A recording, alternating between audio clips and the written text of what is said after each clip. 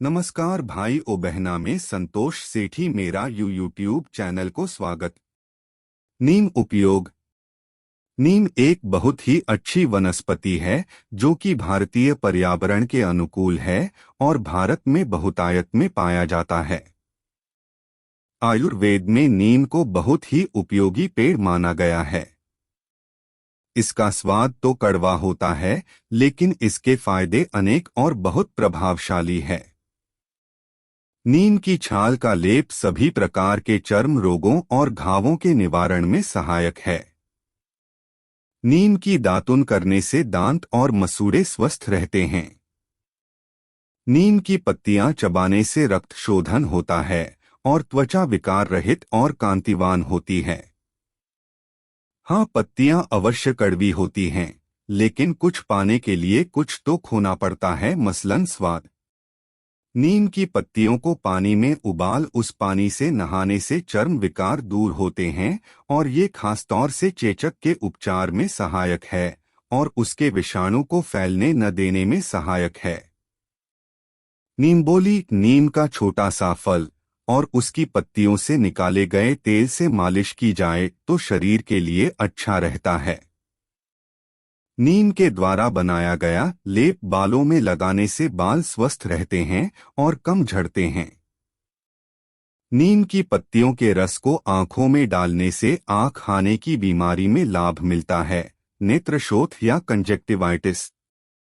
नीम की पत्तियों के रस और शहद को 2:1 के अनुपात में पीने से पीलिया में फायदा होता है और इसको कान में डालने से कान के विकारों में भी फायदा होता है। नीम के तेल की 5 से 10 बूंदों को सोते समय दूध में डालकर पीने से ज्यादा पसीना आने और जलन होने संबंधी विकारों में बहुत फायदा होता है। नीम के बीजों के चूर्ण को खाली पेट गुनगुने पानी के साथ लेने से बवासीर में काफी फायदा होता है। औषधि। नीम घनवटी नामक आयुर्वेद में औषधि है जो कि इसके पेड़ से निकाली जाती है। इसका मुख्य घटक नीमघन सत होता है। यह मधुमेह में अत्यधिक लाभकारी है। इसका प्रयोग शरीर की रोग प्रतिरोधक क्षमता बढ़ाने के लिए किया जाता है। यह आयुर्वेद में एक प्रकार की औषधि है जी की नीम आजादिराच्ता इंडिका के पेड़ से निकली जाती है। नीम के पत्ते खाने से मुंह की दुर्गंध, दांत दर्द, दांत कुलना, शरीर के अंदर के हानिकारक बैक्टीरिया, कैंसर की बीमारी, खून साफ करना, जीभ से स्वाद, चर्म रोग, आंख न आना, आलस न आना, शरीर में ऊर्जा का बना रहना, कफ कोल्ड न होना, शरीर की रोग प्रतिरोधक क्षमता को बढ़ाना जैसे सैकड़ों हजारों फायदे हमें नीम की पाती खाने से मिलता है। कोई भी रासायनिक पदार्थ जिसका सेवन करने पर किसी जीव के शरीर या मन में परिवर्तन होता है उसे औषधि ड्रग कहते हैं। सामान्यतः औषधि को भोजन तथा पोषण प्रदान करने वाले अन्य पदार्थों से अलग माना जाता है। दवाओं का सेवन सांस के माध्यम से, इंजेक्शन द्वारा, धूम्रपान द्वारा, अंतर्ग्रहण द्वारा, त्वचा पर एक पैच के माध्यम से अवशोषण के द्वारा, सपोसिटरी या जीभ के नीचे विघटन के माध्यम से किए जाता है। औषध विज्ञान में दवाएं वे रासायनिक पदार्थ है जो आमतौर पर ज्ञात संरचना का होते हैं। इनका उपयोग किसी बीमारी को दूर करने, बीमारी की रोकथाम या निदान या भलाई को बढ़ावा देने के लिए किया जाता है। परंपरागत रूप से दवाएं औषधीय पौधों से निष्कर्षण के माध्यम से प्राप्त की जाती थीं, लेकिन हाल ही में कार्बनिक संश्लेषण द्वारा भी इनका निर्माण किया जाने लगा है। मधुमेह डायबिटीज मेलिटस डीएम, जिसे सामान्यतः मधुमेह कहा जाता है, चयापचय संबंधी बीमारियों का एक समूह है जिसमें लंबे समय तक रक्त में शर्करा का स्तर उच्च होता है। उच्च रक्त शर्करा के लक्षणों में अक्सर पेशाब आना होता है, प्यास की बढ़ोतरी होती है और भूख में वृद्धि होती है। यदि अनुपचारित छोड़ दिया जाता है, मधुमेह कई जटिलताओं का कारण बन सकता है। तीव्र जटिलताओं में मधुमेह, केटोएसिडोसिस, नॉन केटोटिक हाइप्रोस्मोलर कोमा या मौत शामिल हो सकती है।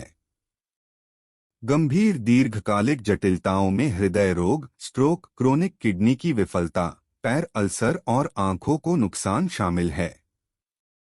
मधुमेह के कारण है या तो अग्न्याशय पर्याप्त इंसुलिन का उत्पादन नहीं करता या शरीर की कोशिकाएं इंसुलिन को ठीक से जवाब नहीं करती। मधुमेह के 4 मुख्य प्रकार हैं। टाइप 1 डीएम पर्याप्त इंसुलिन का उत्पादन करने के लिए अग्न्याशय की विफलता का परिणाम है।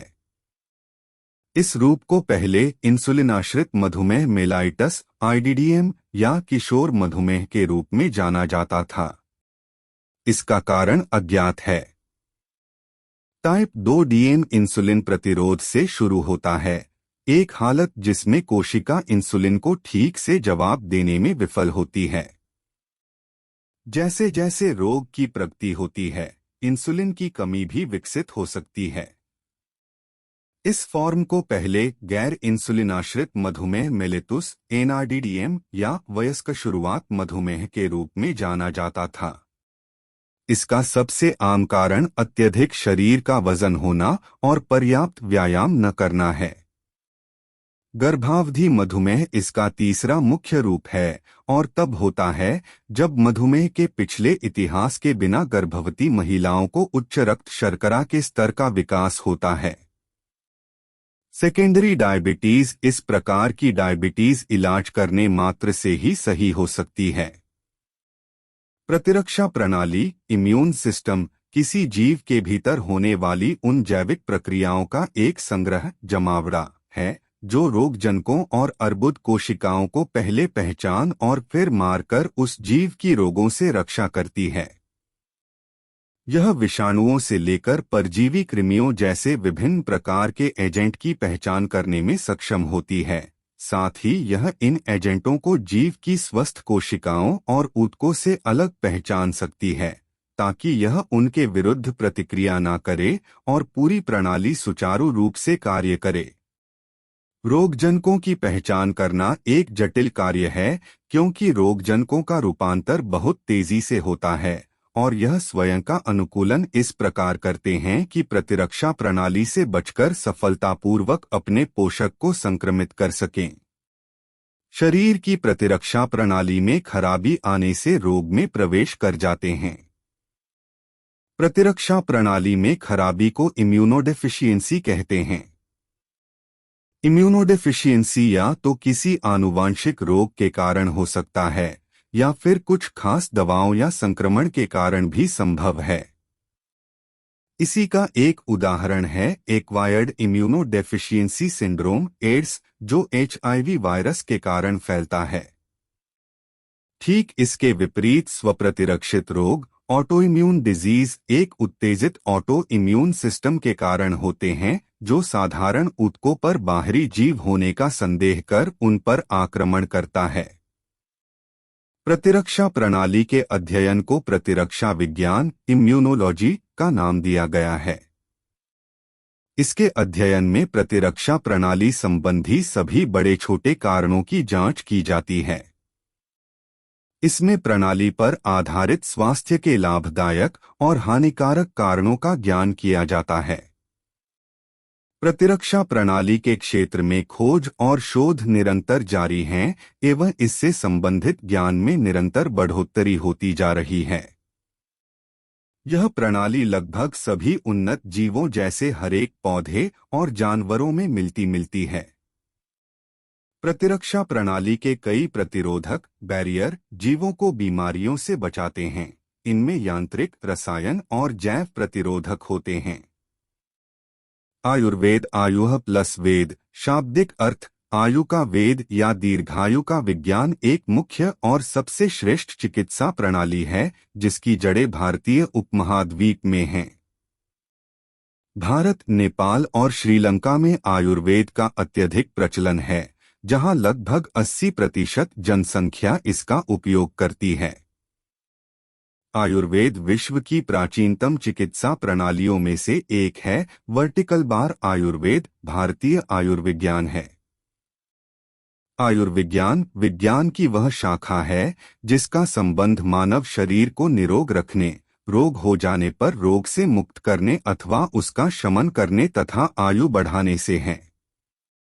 हिताहितं सुखं दुःखमायुस्तस्य हिताहितम् मान च तच्च यत्रोक्तमायुर्वेदः स उच्यते। चरक संहिता 1/40।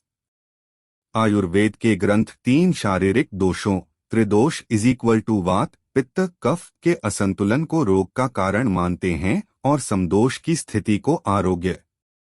आयुर्वेद को त्रिस्कंध 3 कंधों वाला अथवा त्रिसूत्र भी कहा जाता है। ये 3 स्कंध अथवा त्रिसूत्र हैं हेतु, लिंग, औषध।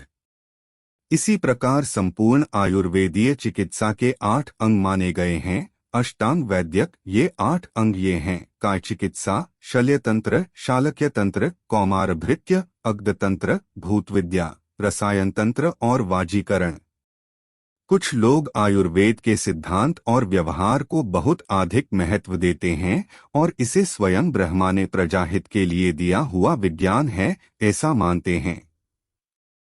अन्य इसके बजाय इसे एक प्रोटोसाइंस या ट्रांस साइंस सिस्टम मानते हैं। इन पर अमल करने से पहले संबंधित विशेषज्ञ से संपर्क करें। आशा है कि आप लोग को अच्छा लगा। लाइक और शेयर सब्सक्राइबर करो। Thank you.